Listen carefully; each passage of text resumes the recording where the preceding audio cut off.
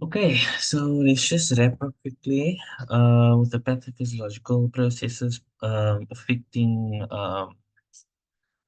the peripheral nerves.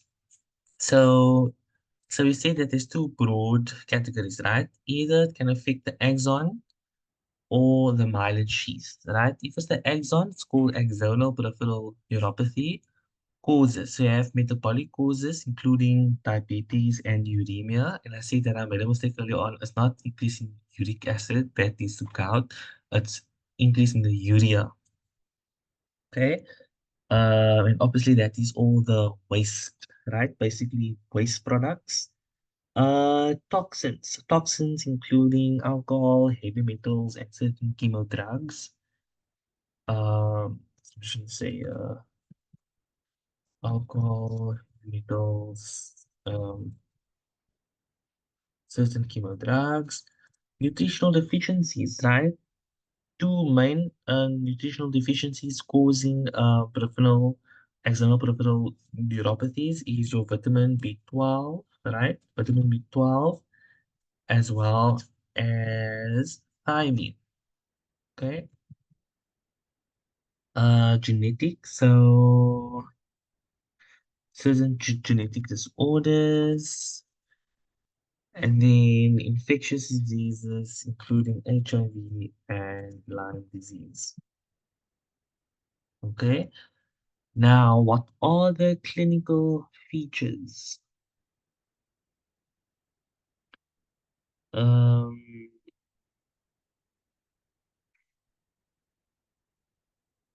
okay, before the clinical features, there's a small little bit note I just want to mention regarding histopathology. Okay. So with regards to histopathology, just to differentiate between the axonal. So in terms of histopathology, axonal degeneration.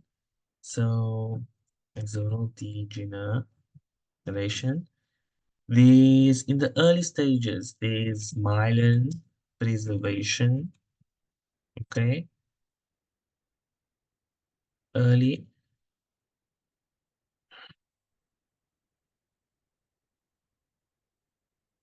right? And then loss of nerve fibers, okay,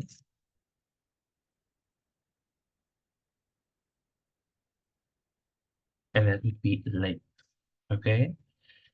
Now the clinical features, okay.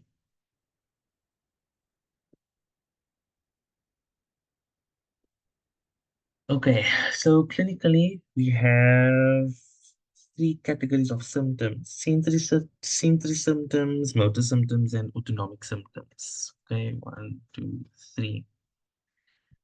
So, sensory symptoms,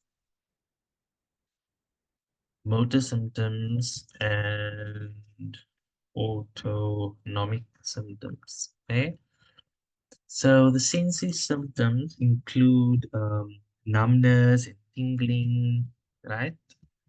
Numbness, tingling, burning sensations, and pain. Okay, usually in a distal glove stocking distribution.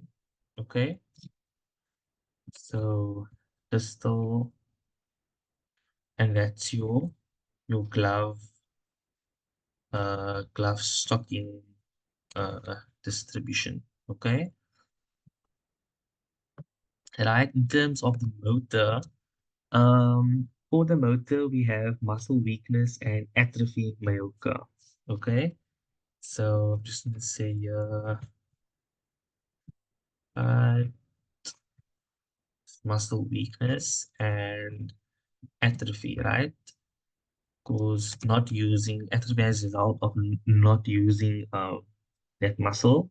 And then autonomic symptoms are quite less common, but if it do occur, there could be orthostatic hypertension. So orthostatic hypertension as well as GI disturbances. Okay, so that's clinically for axonal peripheral neuropathy. Let's look at the opposite end of the for the demyelinating one. Okay. Okay, I just want to mention quickly the investigations quickly. So two types of investigations or electrodiagnostic findings. Nerve conduction studies. Okay, so that would be nerve NCS as well as an electromyography, an EMG. Okay. Um, nerve conduction studies as well as an EMG, which is an electromyography, right? So in the nerve conduction studies, you'll have a reduced amplitude of action potentials. Okay, that kind of makes sense because there's no axon that is kind of propelling that action potential. Okay, so it's reduced action potentials. For the myography, there's signs of denervation, right? And also re-innervation. Okay, so denervation and re-innervation. Okay. Okay, moving on to the demyelinating. So for demyelinating, so again damages the myelin sheath, okay? And the function of the myelin sheath, the essential function of the myelin sheath, as we know, is that this insulates kind of for this rapid transmission of the action potential, okay? Um, so essentially what it leads to is a slowed or blocked nerve signal conduction, okay? So key feature there is your key thing to remember is that of a slowed, right? Slowed slash block uh, the signal conduction. And another thing is, so yeah, I mentioned re-innovation. So it could be, so with de-innovation, the removing of like the the dying down of nerves in the axonal PN, you can also have, while that occurs, there could also be new nerves forming, but that makes things very messy. Now, with demyelination, there could also be remyelination, which can occur, okay, but it's very incomplete and dysfunctional. For example, and in the same hand with the re-innovation, it could be incomplete and dysfunctional as well, okay? So remyelination can occur, um, but obviously it would definitely be incomplete and dysfunctional, right? Moving on to causes. So there are four broad categories for causes of the demyelinating PN. Okay, one. Okay.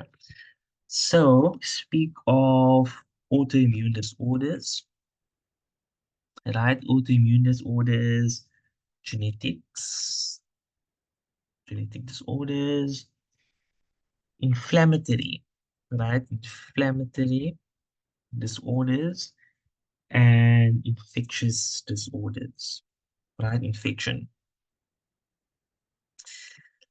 So autoimmune disorders, we have uh, three branches under there. One, two, three. Okay. So we have the GBS, the Guillain-Barré syndrome. We have chronic inflammatory demyelinating polyneuropathy. Okay, so chronic inflammatory dem PN, right? Chronic inflammatory demyelinating polyneuropathy, and then also multiple sclerosis, MS. Okay, so multiple sclerosis then you just think of demyelinating polyneuropathy, right? In terms of inflammatory, we have sarcoidosis. Okay, sarcoidosis. In terms of infection, most common infections causing that is hepatitis B and C. So Hep B and C as well as HIV. Okay, causing this demyelinating peripheral neuropathy. Moving on to clinical features. So again, the three umbrella classification for clinical features. Okay, we have sensory, motor, and autonomic, right? So we have sensory, we have motor, and we have autonomic. Okay, so under the sensory, it's kind of similar to the axonal neuropathy, but often with more pronounced sensory deficits. Okay, so I'm just going to put here more pronounced. Okay, so as we mentioned, there's your numbness, tingling, burning pain in the distal kind of parts of your nerves, but it's kind of more pronounced in the demyelinating PN. Sorry, for the motor, there's prominent muscle weakness, often symmetrical and proximal as well as distant. Sorry, as well as distal. Okay, so essentially there's muscle weakness. So there's no muscle atrophy um in demyelinating. Okay. And they have here, let me just orientate myself. Symmetrical, proximal, and distal. Okay, so it's symmetrical, would be proximal as well, and distal. Okay, and then for autonomic, can occur especially in GBS. Okay, so the autonomic, as we said, as I explained earlier on, the GI disturbances as well as the orthostatic hypertension, but more pronounced in the Guillain-Barré um, syndrome. You just see over there. Okay. Then next branch is the findings. Okay. So again, in terms of the findings, definitely gonna have to do the nerve conduction studies as well as the electro myography. Okay. But what will you see for the on the nerve conduction studies? What will you see for the peripheral mononeuropathies? Okay, so you'll see a slow conduction velocity, right? Which kind of makes sense. Okay, slow conduction velocity, prolonged distal latencies. Okay, as well as a conduction block. Okay, which kind of all fits into the picture. And then the EMG may show signs of secondary axonal loss in chronic cases. Okay, so even though it's a demyelinating problem, it could show in the more chronic or very late or severe stages of the disease. Okay, so I just want to do a quick recap on the similarities. So the similarities, both types can present with sensory, motor, and autonomic symptoms. Okay. For the diagnosis, okay, that's fine. And then with treatment, obviously, it's pain management, physical therapy, and supportive care. Okay. And then again, a recap on the differences. So in terms of the primary pathology, Axonal, more the axons, and the demyelinating, the myelin sheath, essentially. Okay, and yeah, that's it. Okay, right. Thanks everybody for joining. Hope it was of a little bit of a benefit, and all the best for the rest of the days remaining before the exams. Okay, enjoy the rest of the evening, everybody. Bye.